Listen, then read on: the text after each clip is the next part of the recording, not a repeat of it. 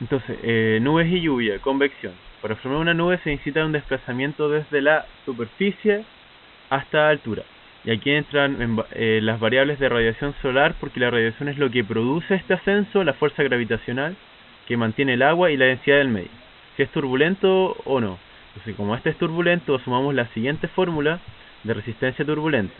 Bueno, la velocidad también es definida por la densidad. Si este es mayor a este número, que es un número bastante menor, y aquí comienza a moverse. Y también usamos esta fórmula para determinar.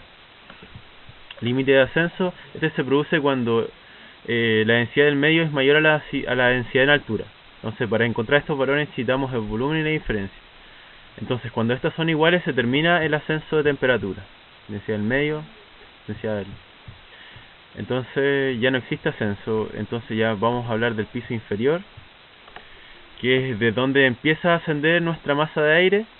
Acá se producen los cambios de presión y los de temperatura, los cuales comienzan a bajar. Entonces comienza a saturar el ascenso de partículas, lo que produce lluvia, y a una cierta temperatura que la descubrimos con esta fórmula.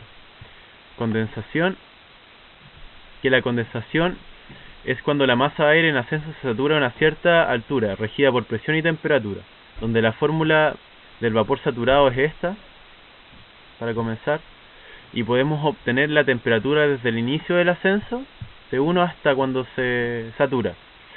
Donde si sabemos estas dos presiones, podemos encontrar una relación entre ellas con una relación de la temperatura, la cual nos va a dar el número de moles y el volumen, que va a ser igual a esto posteriormente. Y cuando la masa del ascenso satura, se comienza a condensar a una cierta altura. Bueno, la formación de gotas ocurre con la masa de vapor de aire cuando comienza a ascender, produciendo un cambio abático, donde se saturan y se condensan esas partículas. Las partículas condensadas comienzan a unirse en un número de 2 elevado a 8, se empiezan a duplicar. También es importante obtener el volumen de cada molécula, porque así podremos obtener lo que es el camino libre de cada una, y gracias a esto podemos determinar las velocidades promedio entre las moléculas que chocan y otras que se encuentran en picada, que son dos tipos de moléculas. Y para terminar con el tema de la lluvia, modelamos primero que nada qué son las gotas de agua, como un cilindro con un radio, con una densidad y una masa, dada por el volumen y densidad, para obtener los valores de estas siguientes velocidades. Existen dos fuerzas importantes, que una es la de caída y la otra que evita la caída, donde acá está la velocidad de caída y esta va a ser siempre cero, o sea que esta va a ser mayor, donde gracias a la viscosidad la velocidad no es tan alta y las gotas van a ser tan grandes porque se encuentran en un promedio rápido.